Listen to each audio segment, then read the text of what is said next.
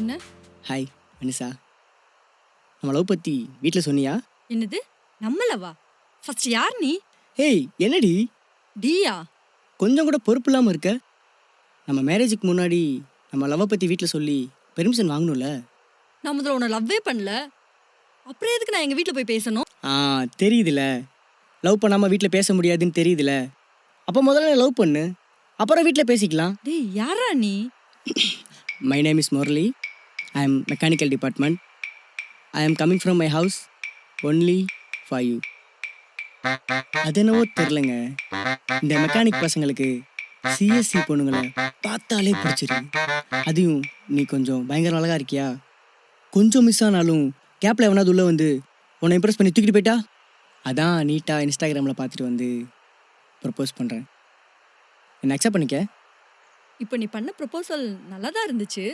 அப்போ ஓகேவா? ஓகே சொல்லலாம் தான். ம் ஆனா நீ என்ன பயங்கர அழகுன்னு சொல்லிட்டியா? ம் ஸோ இதுக்கெல்லாம் இம்ப்ரெஸ்